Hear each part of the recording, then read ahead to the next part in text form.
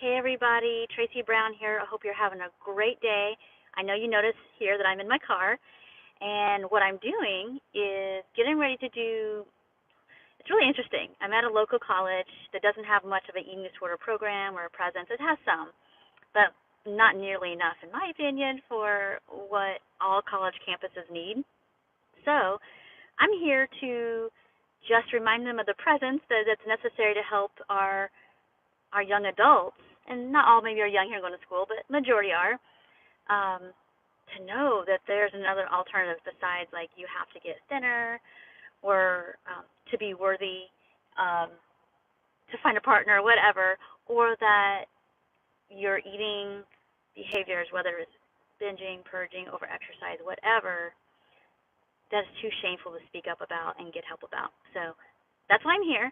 I don't know what's going to happen, and sometimes that's what we do is we show up going to talks in our communities, online, whatever it is we're doing, on podcasts, our writing that we submit to publications, or even on our own blog, and we just show up hoping for the best, in terms of like we touched one person or we planted seeds.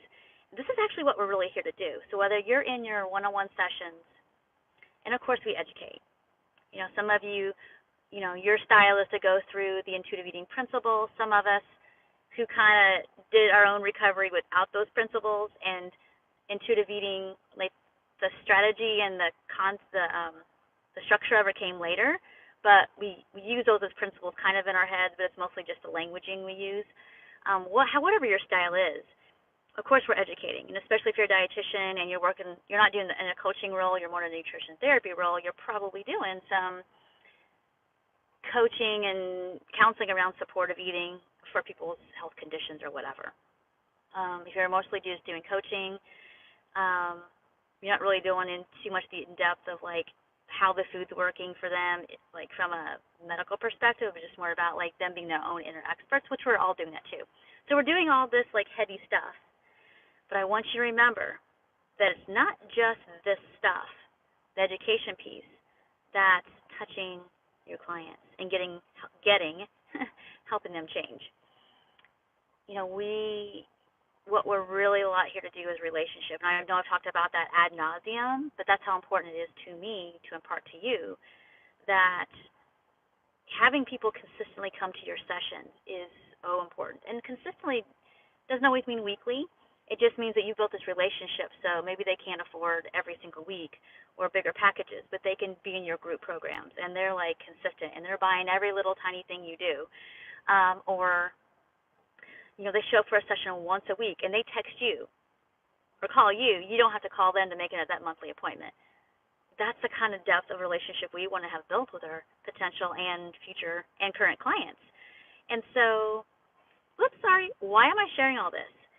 Is, as I get ready to launch this first volume of non-diet counseling skills, kind of like a sneak peek inside of some of my sessions, kind of like a case study review / some live audios and all that kind of good stuff and lots of materials, is that I want you to see how little educating I do. There's I make a lot of comments, but for the most part, the way I'm talking to you right now is probably just a little bit slower than the way I work in session. And I'm trying to actually regulate myself now and slow it down to recognize that our clients really need us to be regulated, which means to do that, we often need to have our own grounding. We need to have our own confidence and know that we know enough. And you do. You do know enough. But because I know that sometimes we all have to learn, we all have our growth curves and our learning curves of how to feel confident with all different kinds of clients, and what you'll see in my case study series that's going to be out here in the middle of January 2019 is that, I have all kinds of, the 3 clients in this series, they're from different backgrounds, totally different backgrounds. There's not one of them has a lot of similarities, except the common thread here is feeling like how they feel is too much and transferring that into the language of food and body.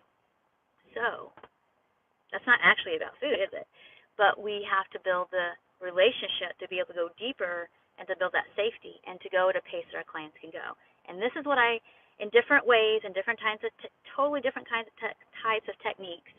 You know, in the first case study, there was just a lot of listening. A few questions, a lot of listening. Second case study, more directive assignments to do, but this person already had a base of like some solidness with me and was ready for like, tell me what to do. So essentially we did some of that, and I gave her assignments. This is what we did. Third client, just a big old mix of like holding the space for some tenderness and some grief, and then popping back into some content, like nutrition content that most dietitians are comfortable with. And if you're a coach watching this, like, I don't do any of that, like, you don't have to. But I want you to know, like, well, this is what is a little different than my work, and know what dietitians are referred to, me or somebody else, that can help them with that edge of things, you know. So if that's part of what they need help with as well, and you don't do that work. So anyway, I'm really excited for you to get a chance to check that out. Be checking out the links here here on YouTube. I'm not going to put that link right below because I want you to check out the next video, which I'll have out soon, and that will have the link to it. But now I just want you to really percolate in.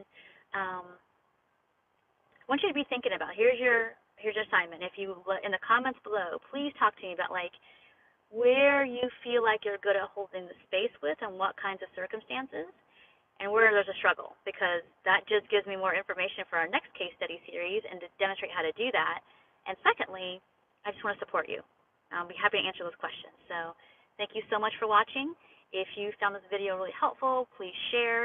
And if you actually are missing these updates, please subscribe to this channel, but you have to hit subscribe with a bell and with a parentheses, because otherwise you won't get those updates.